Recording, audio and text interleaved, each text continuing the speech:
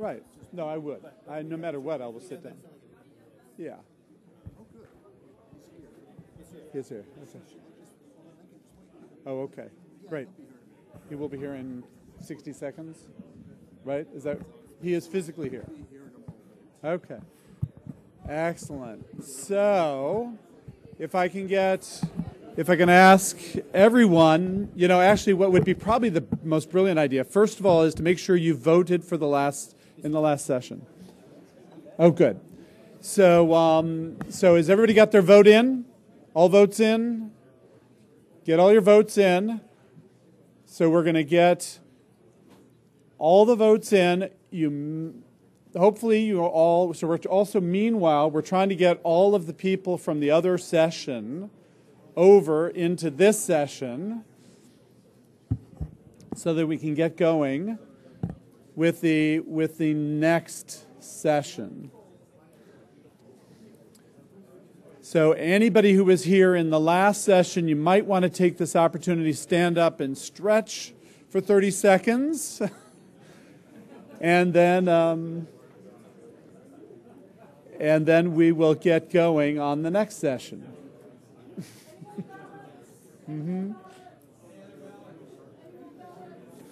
Any other ballots? Anybody hasn't voted? Excellent. Do you want to? Okay.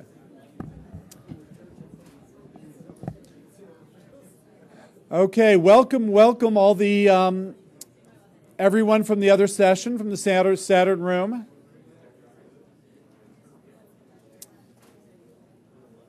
If we could all grab seats, we want to get going. On the floor. Okay, and so now we have a priority request. Did anybody find a black wallet on the floor? On, where was it? Somewhere over in this side of the room. Anybody find? Look in your chair, look on the floor, see if you found a black wallet. Yes? Does it have any sort of Australian sort of flavor or something? Nothing. No. Irish, close. I was really close. Okay, whatever. I won't go there anymore. Sorry. Okay, excellent. All right.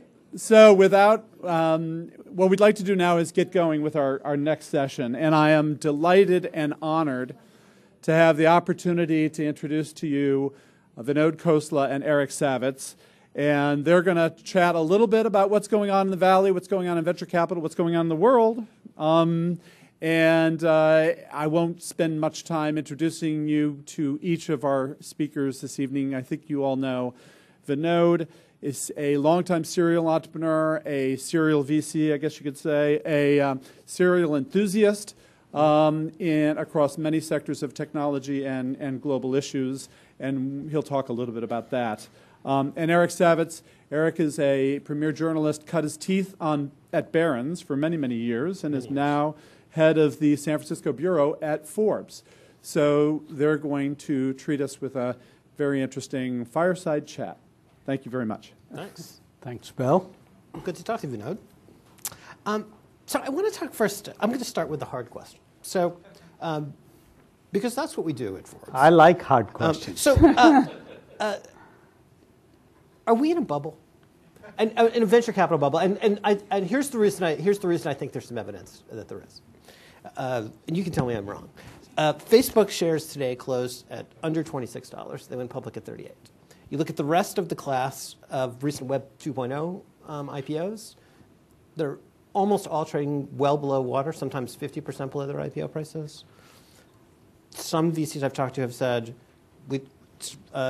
example, Mary Meeker, who's now at your old firm, said at D last week that in the first quarter, she did no deals in her fund.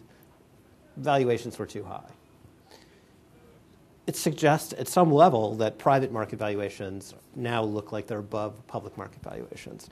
Talk a little bit about what you were thinking is about this valuation question. So I'm going to be equally hard back, make for a little more fun. For it. Yeah. Journalists like to write about these things because they need column inches of space in their magazines or newspapers. I can see that that's true. We can't just run ads. From the point of view of you guys, entrepreneurs and us, reality is life is what it is, and we deal with it, right? The real stuff that goes on in the Valley, and I keep reminding people this, has nothing to do with stock prices of any public company. Mm-hmm. It's completely unrelated to the reality. When we had the quote-unquote bubble crash back in 98 and 2000 and 2001, I was asked the same question.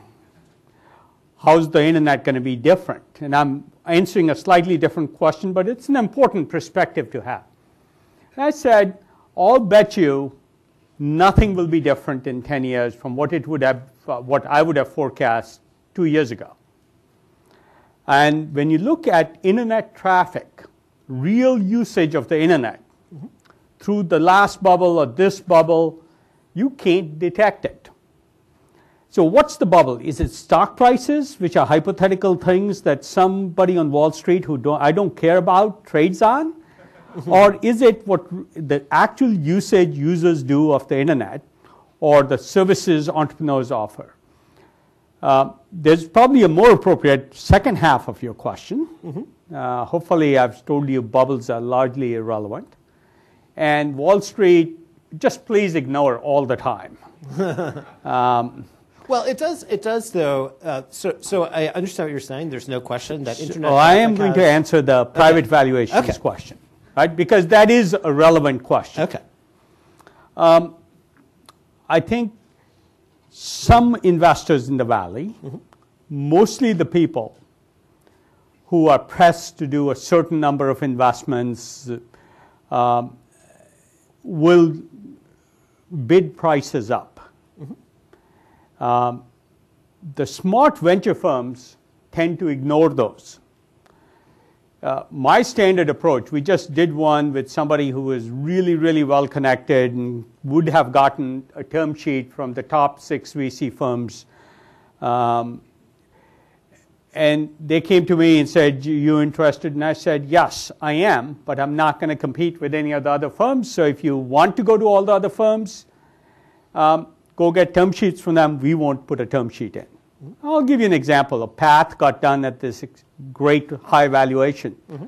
We are probably the only ones who were seriously interested who didn't put in a term sheet. Because my proposition to Dave Moran at Path, and then in recently what happened last week, was very simple. You decide who's the first person, who's your first choice of an investor you want to work with. Who do you have chemistry with? Who do you think can help you the most?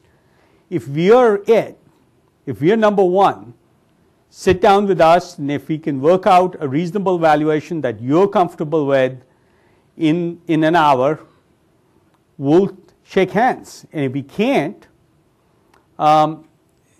then we'll just let you go do what you want. In the case of Path, mm-hmm. they decided they wanted term sheets, and we said fine. So we didn't put one in. In this particular case, somebody probably better known than Dave Moran, they decided they wanted to work with us mm-hmm. over all other firms.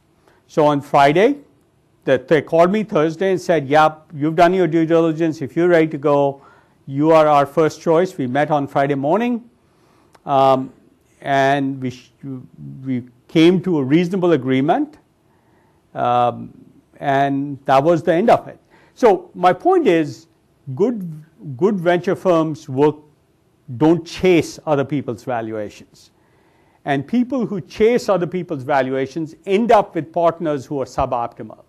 My advice to everybody, decide who's your first choice to work with, see if you can work something out in the reasonable range. Whenever you stretch somebody, let's say I invest in somebody and it's a real stretch and it's not going to work, but I put some money in again. Next round, if you need support in a high valuation, we may be less willing. Like VCs will play this game and you don't really get what you think you're getting. The best thing is to decide who's culturally the best fit for you as an entrepreneur and see if you could work something out reasonable with them. So I think that's sensible advice. Long answer to a short question. But I think it's certainly sensible advice that you need to have venture investors, particularly if you're a firm that has options. You've got choices on whose money you want to take. There's no question, of course, that you're going to have to they're going to have to live with those investors for maybe a long time, and so you want to have a good relationship. But I do think that there's something going on here where there's a risk, and we've seen this, I think, in a few cases where if you have a valuation that's too high, too early, and now you have a problem, because how do you get a return if you've taken a valuation that's up here, and now you have to go public, and your VCs have an expectation that you're going to go up here. I can't reach that high. My arms aren't long enough. That sets up see, your arms are longer than mine. That sets up a fundamental issue, right? Yeah, it is. We've had offers to invest in some of our companies where I've told the entrepreneur, where we're an existing investor, will suffer the dilution. Where we've said to them, don't take, even if you've been offered, say, a 50 million pre, go do it at 35 or 40. Go tell the investor it's too high. And we suffer the dilution along with the entrepreneur. Why? Because it never helps to get ahead of your curve. Then if your next valuation is down, all your employees will be demoralized. Right? You want to make sure every round feels good to everybody. I may be the only VC, but in the last 3 years, there's 3 situations. After taking the money in, I convinced the board, where we would suffer the most dilution, to retroactively change the valuation for the new investor because it didn't turn out right, without even being asked. Because if they weren't feeling good, then in the future round, they wouldn't support you the same way. Right. And in a couple of these, I had real arm wrestles with other VCs who were on the same board who said, well, they put that in, why should we take it down for no reason?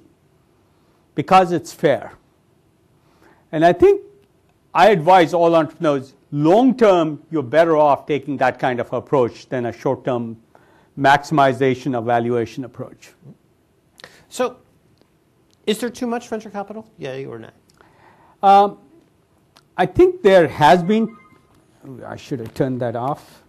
That's someone with an answer to the question calling right now. Let me turn that off.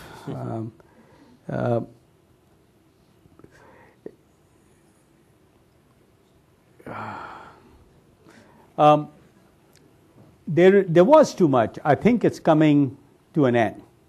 Many of the venture firms who sort of chased people can't raise more money. Look, there are plenty of venture firms that don't get in to an investment or they call them a deal. We can come back to that. Right. I hate calling anything a deal. They're not deals? They're not deals. Which entrepreneur wants to be a deal? A deal is a buy-sell transaction. I think it's really disrespectful of entrepreneurs to call their company a deal. So in our firm, we charge $5 to any partner who ever refers to an entrepreneur as a deal or a plan as a deal. It's really disrespectful. Right? And it shows in the attitude and culture of the VC firms. Right. So I never call them deals. It's an investment opportunity. It's an entrepreneur. And frankly, it's not a buy-sell transaction. It's partnering with an entrepreneur to build a company. Those are very, very different things, and cultures in venture firms are very, very different. So we're not overloaded with venture capital?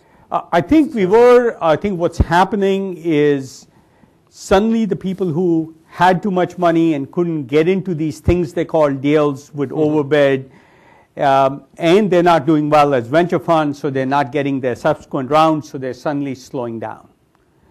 And when venture funds slow down, they won't support you in subsequent rounds. They'll make their capital last as long as possible so they can keep collecting the fees.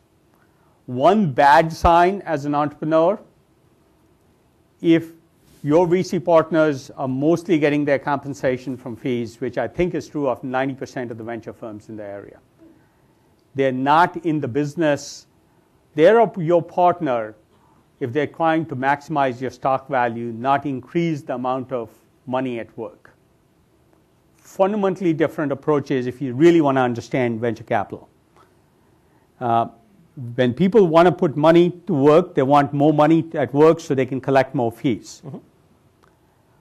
When you want to build a company and have it appreciate a lot, you want smaller rounds because you want to go furthest with the least amount of capital and the least amount of dilution. Right. And it's counter to what most VC firms do. So mostly I'm arguing with the entrepreneurs where we are already investors to do smaller rounds and sort of go further on less money, while other VC firms want to put quote-unquote money to work so they can collect fees, and those are the funds that are drying out. Paul Graham did a piece today that you should look up, and he's talked about this issue of money maybe drying up. I think it's good advice to go slow and not spend too much money. There are certain circumstances in which raising a lot of money and spending a lot of money makes sense. But that's after you've worked out your business model, you have traction, there's very few risks, and it's all about acceleration. So then you want to beat the competition. So on this question about the availability of capital as a startup, it still feels like this is a pretty good time to be a startup. You have, think about the differences, say, from now to 1998 or 9 in the bubble years, and it seems like it's a lot. You can get a lot more done with a lot less capital. You can get a lot more done with a lot less capital, and in fact, the best startups get started on $5,000 or $10,000, and I love that. You don't need infrastructure. Amazon S3. My daughter has a startup, 3 people. They don't even have an office. They work out of people's homes on a rotating basis, minimize the amount of cash, buy all the services, and so it becomes pretty easy. You could go a long way for $100,000 or $200,000 to take the key risks out. I think that's wonderful because it allows for many more ideas to be tried, and I fundamentally believe the reason so many new ideas are being tried is because it takes so little money. Take Instagram. I don't think if they'd sort of tried to raise $10 million in their first round, they would have gotten funded because there was no business model and no idea of traction, and you'd get the usual objections of nobody made money on taking pictures. But because it took them so little money to get started and prove traction, they were able to get the next tranche of money, and then they were really successful and they didn't need it, and then they were offered lots of money. Yeah, lots and lots of money. Lots and lots and lots of money. Lots of money. Okay, so but $1 billion. Let me make a really important point. People, that's a lot of money. I was having a conversation with an entrepreneur today. I fundamentally believe entrepreneurs who raise less money have a higher probability of success. Why? Because when you have less money, you spend so much more time testing which of your assumptions are right or wrong without spending a lot of money. Once you know which ones are right and which ones are wrong, you do much better. Let me give you a piece of data which is about 8 or 10 years old, but I did this analysis. I did it from the investor side, but I think it's actually also true of the entrepreneur side. I looked at all the times, and this was, I don't go to VC forums.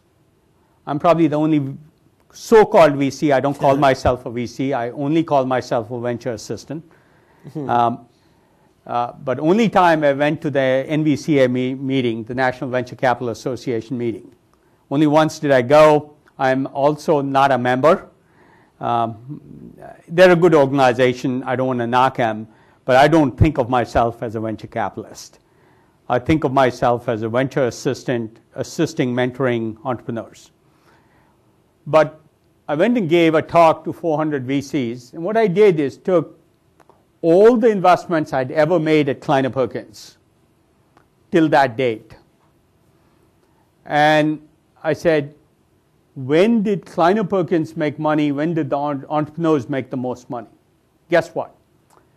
We made more absolute dollars, not just the rate of return, when we invested less than $2 million to start with than when I invested more than 10.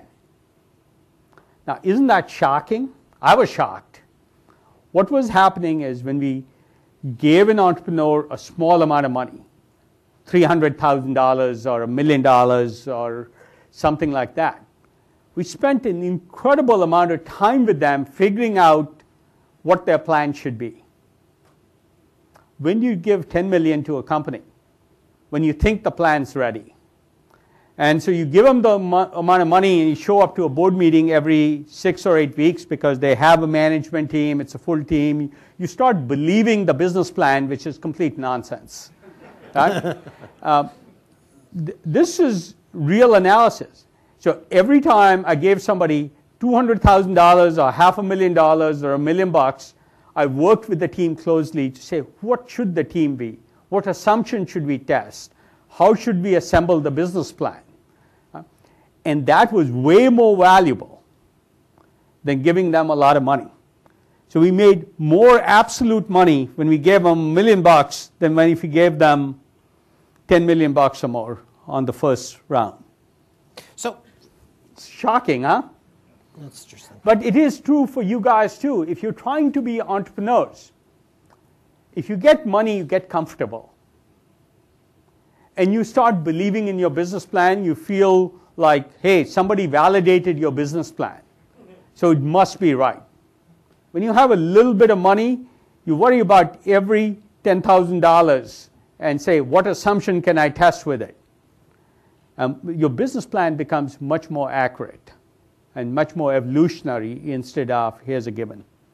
Really important lesson for entrepreneurs. So, Congress recently passed this piece of legislation called the Jobs Act.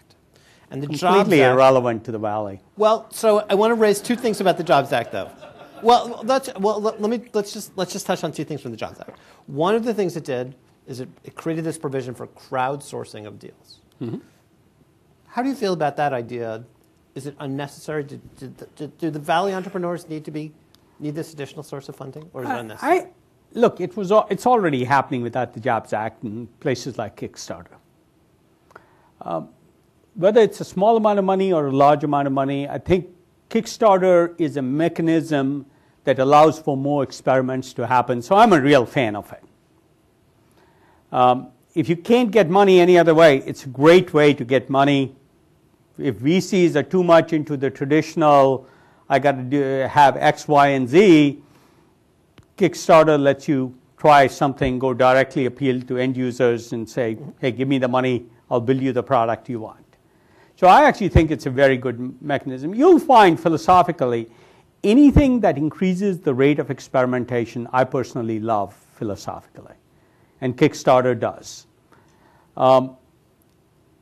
Having said that, most entrepreneurs don't fail because they don't have money. They fail because they don't have good advice.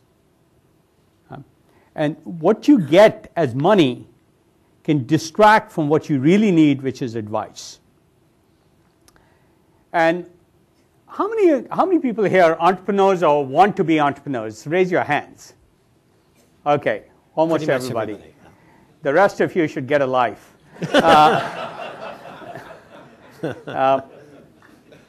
Let me give you one really important piece of advice. There's two really hard things an entrepreneur does. First is pick the team. Okay? The second is not so obvious, but is probably the biggest mistake people make unconsciously, which is to decide whose opinion to trust on what topic. Most people, if you have a question about a fuel cell technology or whether a particular application like Instagram is a good idea, most people ask somebody they know, but they don't ask themselves if that person is qualified to give them an answer. So the single most important thing entrepreneurs do is decide whose judgment to trust on what topic. The other mistake people do is they get a good experienced entrepreneur and say, okay, I'll ask him.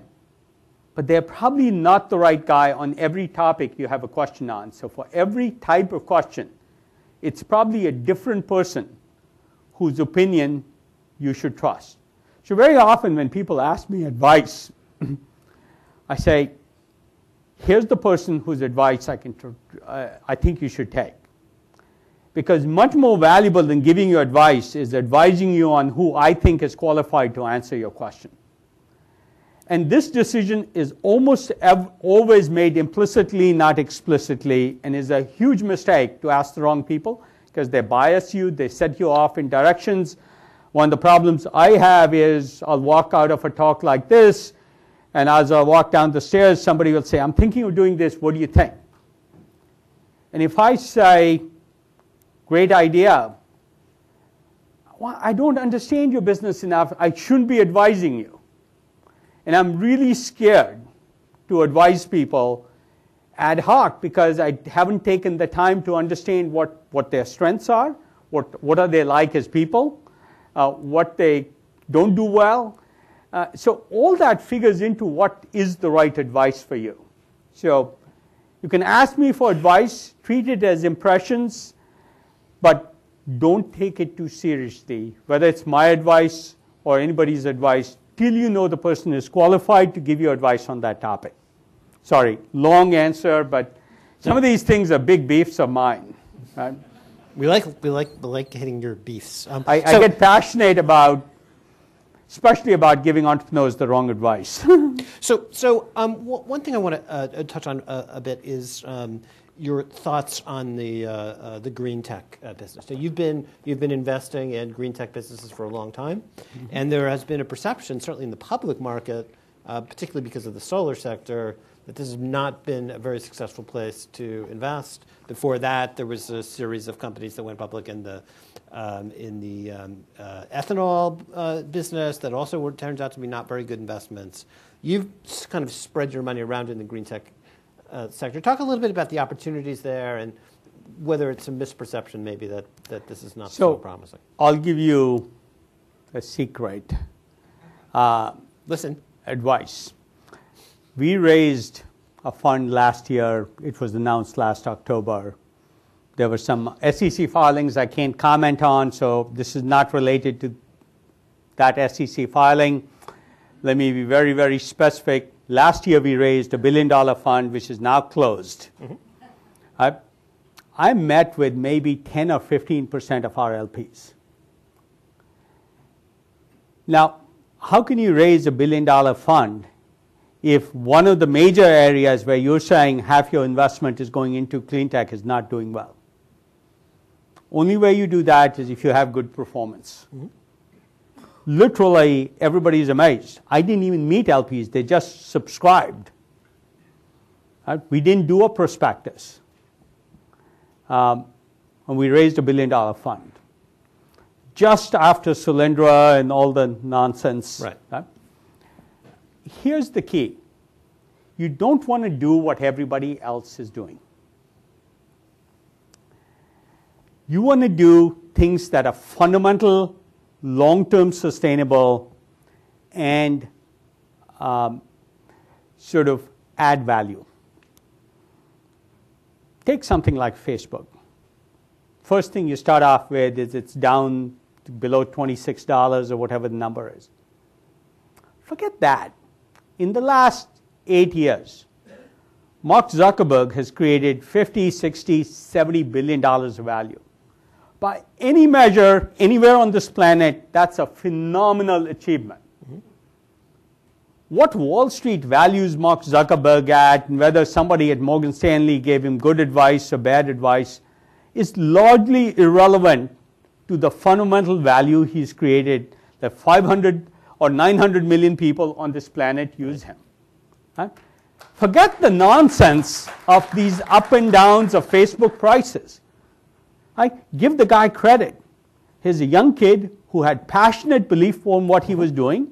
He was probably offered $1 billion, $5 billion, and then $10 billion personally to take money off the table. He said, no, I believe in what I'm doing. I'm going to stick with it, and I'm going to build something. Then a few years ago, he opened up his data with Facebook Connect and a few other things. Really astute moves. Take guts to open up a company like Facebook's data. Right? Those are decisions made on conviction and courage. You can't make those decisions without being scared about whether you're making the right decision. So you take somebody like Mark, who has true conviction about what he's doing and the courage to follow through in his convictions no matter what other people are saying, what journalists are writing. And there's been crap about him all the way along. You can dig that out. And then the crap got over, the flip side of the crap got overhyped the last 6 months. And based on that, Wall Street valued him highly, and then something went wrong and they undervalued him or whatever valued him. Forget all that. Take it in perspective. What he's built is phenomenal. And that's how you should think about your companies. Don't worry about the ups and downs of Wall Street. I seldom look at a stock price more often than once a quarter. In fact, I haven't bought a public stock in 15 years. Just don't care. I don't care what Wall Street thinks. I don't care what analysts think. I care about what I believe in and following through in it. I care about what my entrepreneurs believe in and helping them get to where they want. The value takes care of itself. So back to cleantech. This is just an important lesson if you're going to build something for the long term. If you care about a short-term flip, I don't care about you, so I don't care if I answer your question or make you happy or not. Cleantech has been a phenomenal area for us. Even with the depressed prices, biofuels has been a great area for us. We have the highest returns in our portfolio in biofuels. Here's a public company valued probably close to $1 billion. I haven't checked the stock price in the last month or two, even though we own more than 50% of the company. Which one? Here. We own more than 50% of the company. I don't check stock prices. I haven't gone to a board meeting in 9 months. I talk to the CEO, I look at the fundamentals, and I try and help him. I spent lots of time helping him recruit people. I focus on what's important. That's sort of my message. Take engines. Well, let me give you statistics that I just collected. In the last 6 months, 10 of our clean tech companies have raised $450 million in equity and about $1.6 billion in project financing, just the last 6 months. Now, does that look like a down market to you guys? Those are real numbers in the last 6 months. Now, each one was hard. We worked hard on it. Sometimes we flew to Korea, sometimes we flew to London, sometimes we flew to China. Each one was an arm wrestle because Sandhill Road, it's out of fashion. But we got them done. Every single one was an up round. Every single one of them. $450 million in equity, that's a shitload of money. And for clean tech in this day and age. So what I'm saying is if the fundamentals are right, I can talk about the companies. One's an engine company. Right? No other VC firm sort of thought of engines at heart. You know, we raised $40 million. There was a biofuels company called LanzaTech. They went looking for $40 million. They ended up raising $60 million. And then we had to cut them off. BP wanted to put money in. I turned them down. I said, 60 is the max we'll take at this price because that was more money than I wanted the team to have. I can go down the list of companies. Right. But, don't believe. The thing you have to remember is most of what you read in the press is a story an editor wants. Right? And then they weave the rest. This is condemnation of my friend here. So I think one thing that I would say is that, just in defense of my position, is there has been a lot of the attention, the sort of the interpretation that there's something going on in clean tech that's not successful, has largely to do with solar. And in the solar business in particular, which I don't know that you've done any. So we've only done one solar company. We didn't do it when everybody else did. Mm-hmm. We did it later. We did it differently, and it was one of the ones that just got financed at an up round. Mm-hmm. It was like a $250 million valuation. Right. So I think a lot of what happened in solar was has to do with there were a lot of cloned companies in solar doing basically the same thing. This is right. When solar was hot, all the fashion VCs did fashion investing. They had to have solar in their portfolio, so they did something largely undifferentiated. Right. Okay, so I want we're already by the way, time, but just in the last 9 months, we've done 2 brand new solar companies when nobody else was touching solar.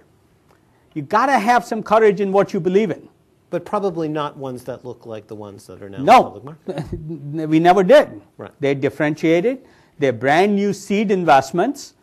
They're like $1 million to $3 million each. Mm-hmm. And people think you're crazy doing solar in this day and age. But these won't mature for 4 or 5 years. And so who knows what solar will be like? I know nobody is investing in R&D in solar. So if we really invest, 3 or 4 years from now, we might actually look pretty damn good and differentiated.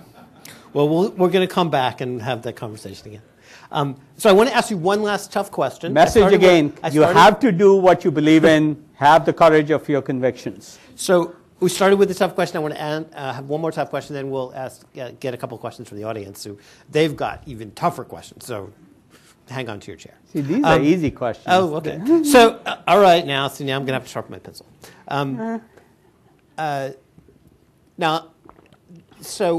There was an incident recently at your old firm, which I'm not going to ask you to talk about the specifics of, but where there was some controversy involving a sexual harassment claim, and we're not going to talk about that. But it raised an interesting question about the role of women in the venture capital business. There's that organization that you don't belong to, NVCA.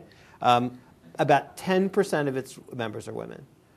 If you look at most of the large firms in the Valley, Kleiner actually has more women partners than anybody else. They have about a quarter of their partners are women. You don't have any. Why are there not more women who are in the venture capital business in the Valley? Well, I can tell you the following fact in the venture business. If you're looking for partners, it's the single hardest thing to do. I'd say last 8 years that we started Khosla Ventures 8 years ago, it's been the single hardest thing to do. If I added on additional requirements on top of finding a great partner, it'd be twice as hard. So,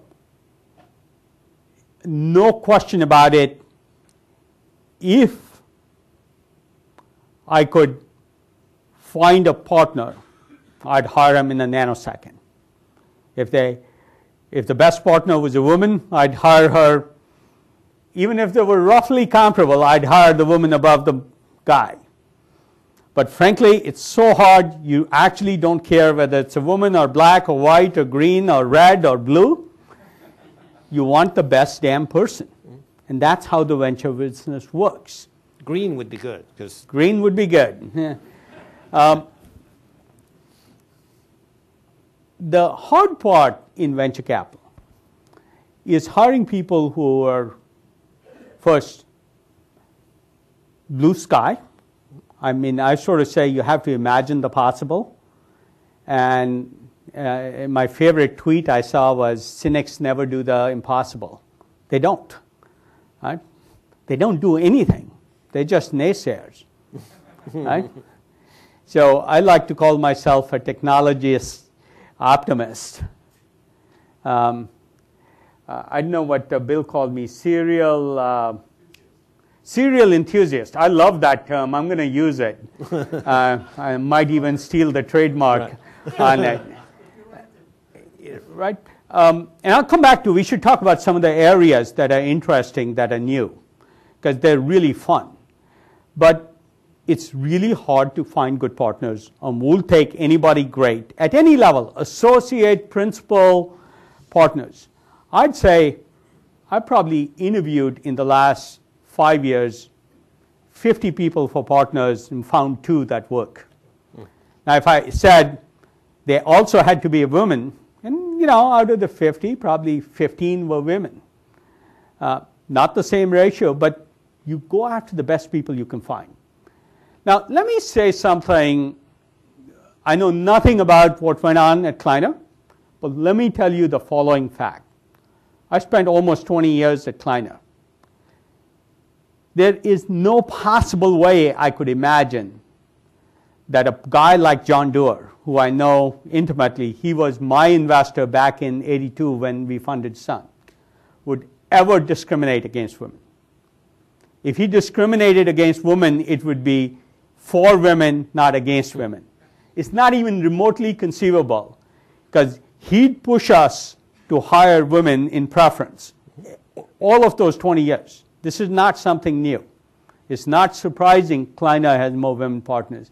So I can unequivocally say that part of the claim that there's a bias is completely bogus. Somebody will report it, somebody will tweet it. Feel free to do that. I haven't talked to anybody at Kleiner about this issue. Right. I haven't talked to Ellen. She was a nice person. So I don't know whether it got personal at some point, whether somebody did something. The details, I don't know. Okay, fair enough. But I can speak unequivocally to what John Doerr's bias or Bing Gordon's bias, who's a senior guy there, is. Okay. So I know we're standing between the winners and their awards, but let's take a few questions. Before we go into winners, I want to speak to this issue of one. Okay. Before one question, I'll give you one. One of my. I'll ask me the first question. Right? We'll make it a question. What are really interesting areas? Wait, I'll ask it for you. Here's a question. What are really interesting areas to know? Good question. Thank you. Obviously, they didn't schedule enough time. Here's the fun part. Every area I look at is subject to technology disruption. Right? It doesn't matter what the area is. We just invested in this company called AliveCore, which is an EKG machine that costs less than $10 to produce. It's built into the case of the iPhone, so if you hold it, your EKG shows up on your iPhone. We just invested in some dermatology instruments, so if your child has a earache, you can put it in and take a picture and get it remotely diagnosed. Medical and health and wellness are such fabulous areas. Big data is amazingly attractive in what is going on in big data.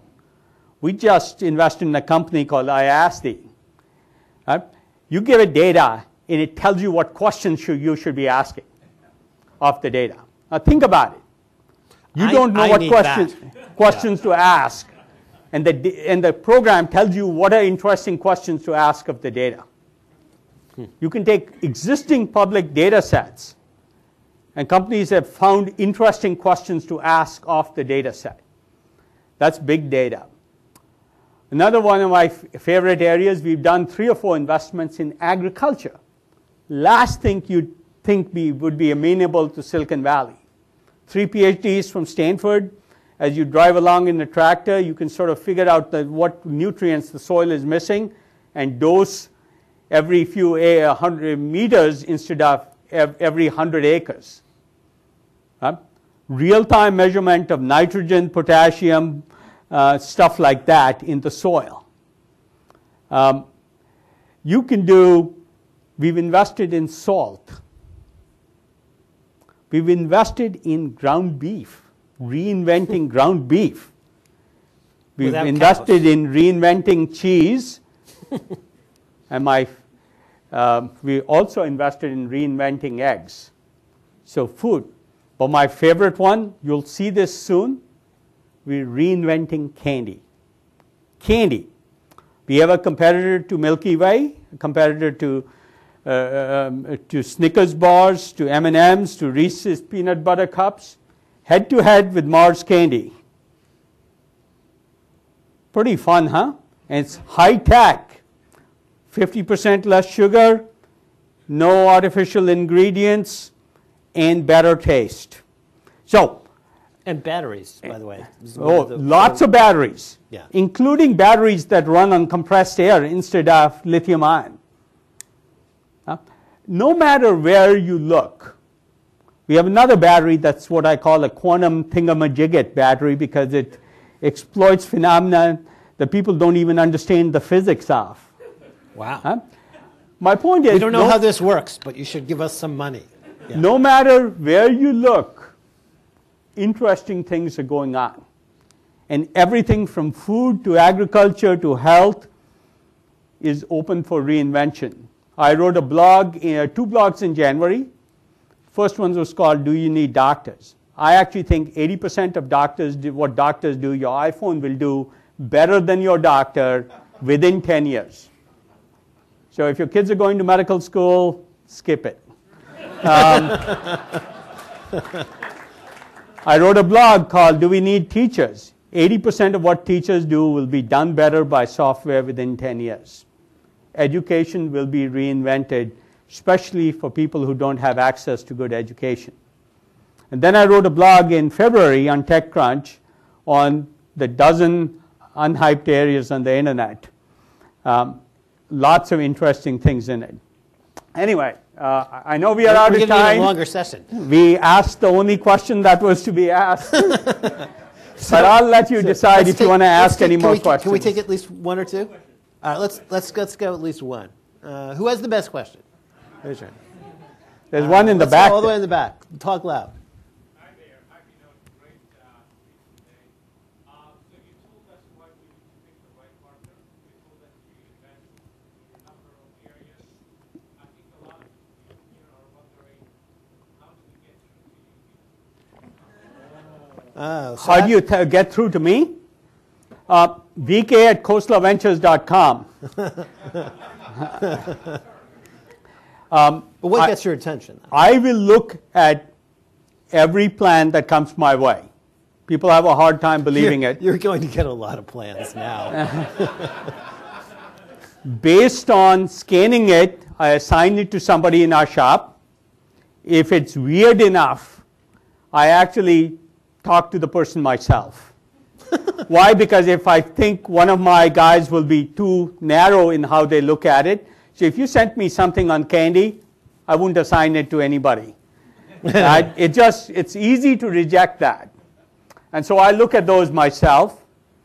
You will get a response. Somebody will respond. If it's me, I know you probably think it doesn't fit into the normal plans that VCs look at. Well, you've talked, I know, in some of your other talks about black swan ideas. Yeah, And I have a lot of writing on our website about what I believe is important, how innovation happens, black swan ideas. I have a lot of tactical stuff, by the way, I should say, that is solely meant to help entrepreneurs. Our CEO conference talks are always there. I just gave a talk on, we had a CEO conference about 2 weeks ago. I gave a 1-hour talk on lessons from years of screwing up. That was sort of my talk. But there's also a talk by Jack Dorsey, by the founder of Ben Silbermann, the founder of Pinterest. All those will be on. Last year's talks are on by Eric Schmidt and all the people who I think can advise entrepreneurs well. It's the only community I speak to or care about. So yeah, lots please, of great stuff on the website. lots of great stuff, lots of videos, lots of tactical stuff. I even have talks on how to make a presentation to a VC, how to make a good presentation, because people do it wrong.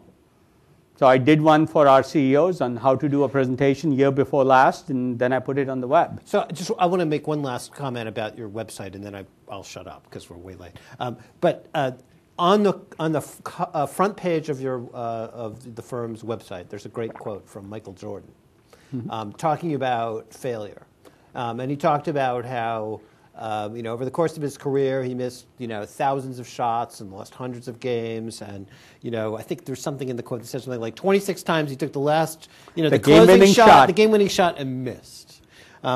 And so, but which I think is interesting because it addresses something you talk a lot about, which is the I love failure because failure means you're taking risks. In fact, I can tell you, I'll tell you how important failure is. In the last decade, there is only one time I've called a conference organizer and said, can I speak? Only one time, because I get way too many requests to speak. I have 4 talks to give this week. It's just part of my life. Only talk was a small remote conference in San Francisco called FailCon. It was about failure. I think they have the video. The video should be on our website too, I think. Really important to understand how to fail well, how to fail quickly, but how to take risks, how to experiment. If you're not failing, you're not trying anything new. If you're not failing, you're not taking risks. The key then becomes how to fail quickly, how to fail inexpensively. Remember that business plan I talked about when you raise a lot of money? You sort of have enough money, you spend a lot, you do a lot, you don't fail quickly, easily, and you don't learn quickly. You don't start learning till the first time you can't raise money. Right? You get much smarter when you can't raise money. And that's why raising a small amount and learning is so good, because you run a lot of experiments, fail quickly, easily, hopefully learn how to fail smartly. That means every time you fail, you learn a lesson and correct quickly. The key to life is not having a good plan. The key to life is having a vision you're obstinate about and tactics you're really flexible about, and keep testing quickly and zigging and zagging. Thank you all very much. Thank you. That's great. Thanks a lot. Thank you very much. You're absolutely right. We should have scheduled more time for this, but I'm so sorry that we have to wrap it up. We would do it again. We do.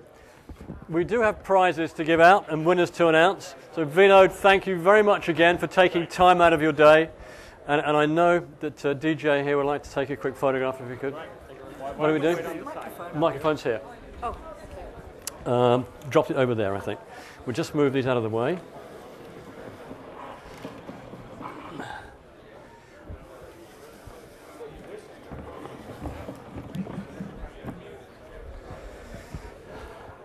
Thank you.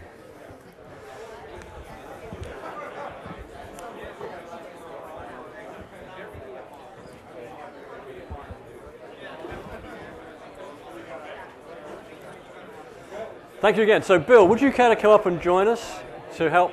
Yes, please. So, Bill, I'm going to give you lav number 4 to Bill Reichert. Lav number 4. So what we'll be doing is we will be bringing up the winners. We'll be holding them here because we'll have a photograph of everybody winning. That's what we're going to do. But first of all, which will be soon on the web, right? Which will be soon on the web. Right, okay. And then you'll tweet them all, right? There you go. Very quickly, we need to thank our sponsors, particularly starting with Microsoft, who allowed us to use the premises for this event. Thank you, Microsoft. I will run down them quickly. while somebody is playing with my trousers. It's his wife. It's his wife. I will run down them quickly, and then we can clap at the end.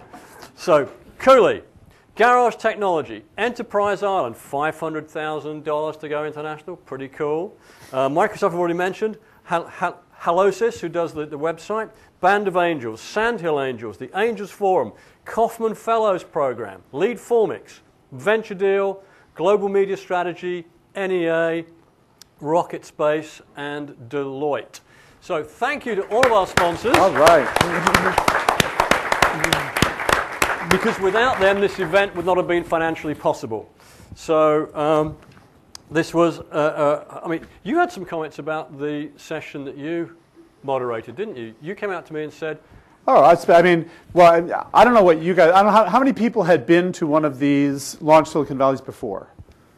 So pretty good. Now, I mean, my own feeling was that this year, obviously we had the best audience of any year. Right? There we go. Best audience. That goes Best audience. Best audience. Okay, rule number one, suck up to the crowd. Rule number two, now, and part of the best audience are the entrepreneurs. I mean, we were stunned and challenged by the quality of entrepreneurs and by the dispersion of entrepreneurs from around the globe. Yes. That was another feature. I don't know how often that was talked about today, but what it certainly says to the people in Silicon Valley is you got to get your game up because you're competing globally. And so, and God bless all of the guys that came to Silicon Valley for this to compete, but it was a phenomenal group. It was indeed. And just to let you know, so for the companies that are voted the most likely to succeed, they are going to get the opportunities from our sponsors to do from the Band of Angels, the opportunity to present for funding to the Band of Angels. That's pretty cool. Cooley is going to provide up to $5,000 of in-kind legal services. Garage Technology event, this is worth a fortune in itself. Trust me, and I'm not taking the mick on this. This is worth a fortune. Advice and feedback session from Bill Riker. This is really worth a lot of money. Global Media Strategy Communications, Jeff, who's done a terrific job on getting media for us, will give you a strategic communications session. Lead Formix will provide lead subscription to the Lead Formix cloud-based business-to-business marketing automation platform. It is very cool. It is well worth doing. Sandhill Angels, the opportunity to pitch to Sandhill Angels members. You don't get that very often. That's a terrific deal again. Angels Forum, mentoring session with Carol Sands, managing member of the Angels Forum. Again, a terrific opportunity. And Venture Deal, access to the database of venture-backed tech companies, VC firms, and transactions, so you can figure out how much you should be asking for and at what valuation.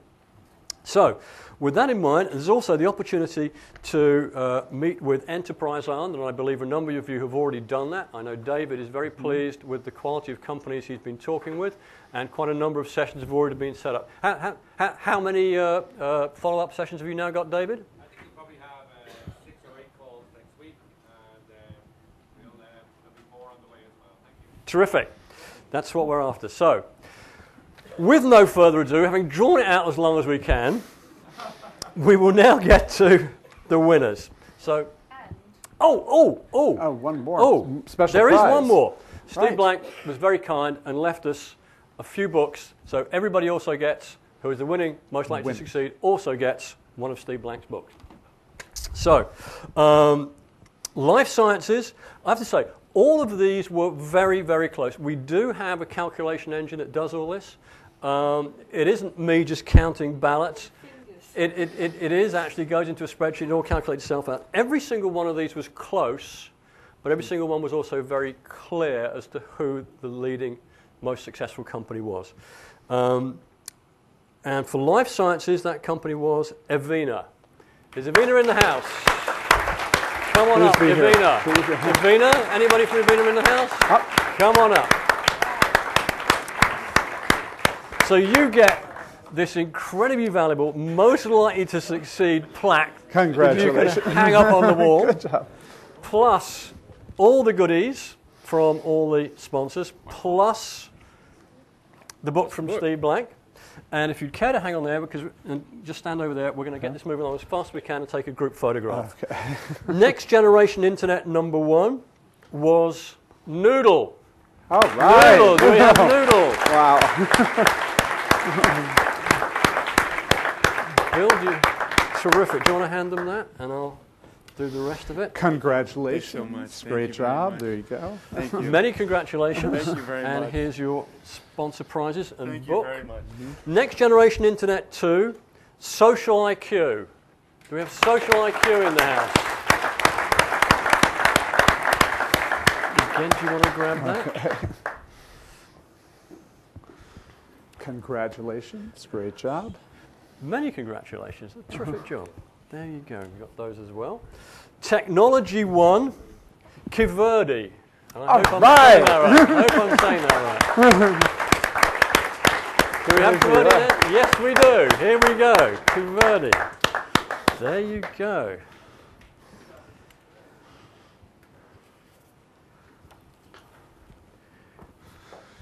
Can I get a hug? Hey, you've got to watch this, you know. Congratulations. Thank you. Great job. All right. Excellent. Technology 2, Zip Zap. Do we have Zip Zap in the house? Here We we do, go. yes, Here we come. perfect. There's Bill. If you could take that. And Excellent. we've got Excellent. this Congratulations. and this. Uh-huh. Thank you. No, you did a great job. And finally, in the mobile, ClickX. All right. Good job, ClickX. Bill? Hey, congratulations. Thank you very much. Good job. There you go. Thank you. Terrific. Good Excellent, job. yeah. So, Well, okay. you take it, you got it. One step forward, please. Okay, all volunteers. Okay. Kind of like a Mercury 7. Yep. Can we have Bill and I on either end? Yeah, let's do that. Let's do that. Sorry. This is the exciting part.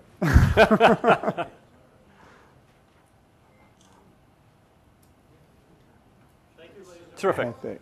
Oh. Us. What? These two guys? No, no, no. What are we doing? Oh. Sorry about all this. Okay, like this. Step right there. Step right there. All right.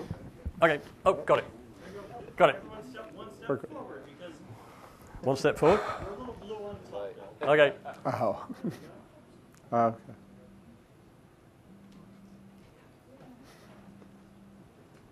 Good job. Thank you. So thank. Oh. Up, Oh, we got Vinod. Vinod. Oh, hey, come on, Vinod. Let's get Vinod in the picture. You bet. Yes, terrific. Vinod and Eric in the picture. Terrific. All right.